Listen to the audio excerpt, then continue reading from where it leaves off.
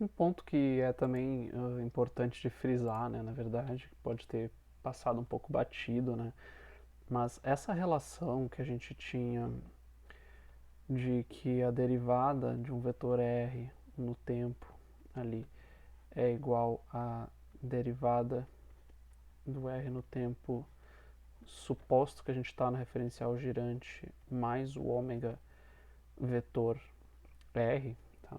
Isso daqui vale em geral, tá? A nossa escolha de referencial inercial ou referencial não inercial, na verdade, só é relevante na hora que a gente aplica a segunda lei, tá? Porque a segunda lei, como ela é postulada, ela se aplica para referenciais inerciais, tá? Então, se a gente diz que F igual a ma de acordo com a segunda lei de Newton, a gente tem que fazer isso supondo um referencial já inercial, certo? Então, o nosso caso ali, esse seria aquele referencial preto que eu fiz no começo, né? Esse seria o nosso referencial inercial, que a gente toma como postulado que ele é um referencial inercial de fato, tá?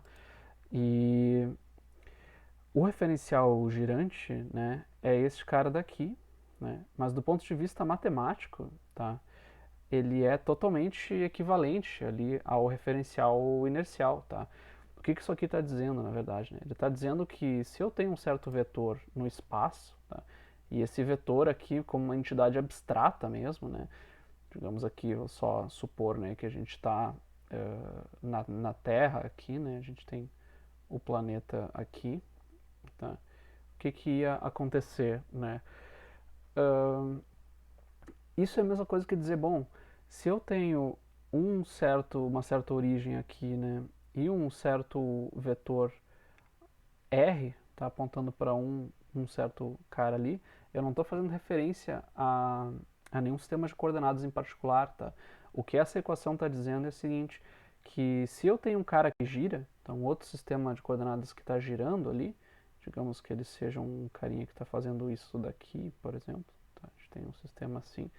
O que vai acontecer, né? Ele diz que este vetor daqui, se eu tomar a velocidade dele, ver quanto ele está variando, é a mesma coisa que eu primeiro ir para o referencial que gira, ou seja, eu me coloco ali da perspectiva de um observador que é tal que ele é fixo em relação a esses eixos daqui, tá? E eu tomo a velocidade, a variação, tendo em vista que esses eixos estão fixos, tá? Então, a velocidade vai ser uma velocidade diferente, né, nesse caso aqui. E, além disso, aí tá, né, se eu quero ir para esse referencial que está girando, eu também tenho que contabilizar a rotação dele, né? Então, é como se eu fizesse algo assim, digamos que eu estou preso na superfície da Terra aqui, tá? A gente está preso neste ponto.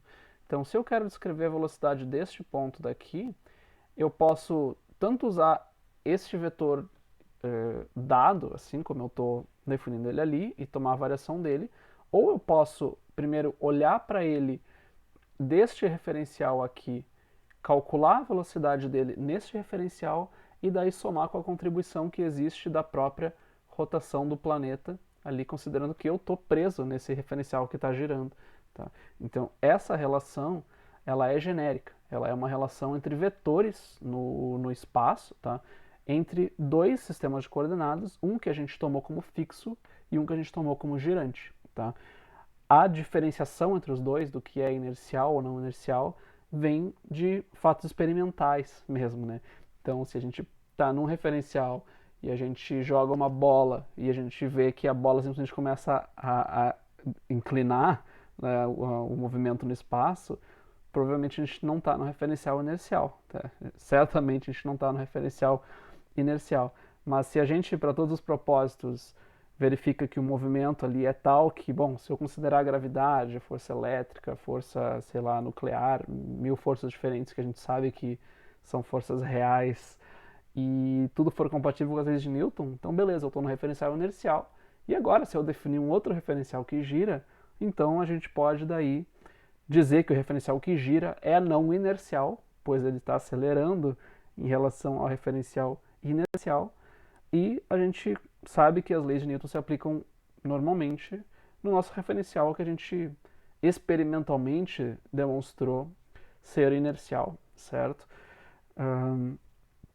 A distinção, né, entre os dois, ela é bastante sutil em vários aspectos, mas a gente vai deixar isso mais para outro momento mesmo, tá? Isso que eu comentei agora de considerar gravidade, força elétrica, tudo como forças reais, que a gente sabe que são reais, na verdade acaba sendo um tiro no pé quando a gente fala de, por exemplo, relatividade geral, tá? Que é uma teoria bem interessante que tem uma implicação filosófica bem doida sobre essa noção de força fictícia e a força gravitacional. Tá? Mas enfim, isso deixa para outro momento. Tá? Eu queria só esclarecer esse ponto ali. Aquela relação é uma relação vetorial, abstrata.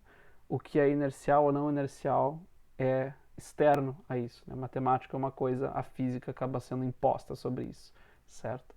Então, ficamos para a próxima, então. Bons estudos. Até mais, pessoal.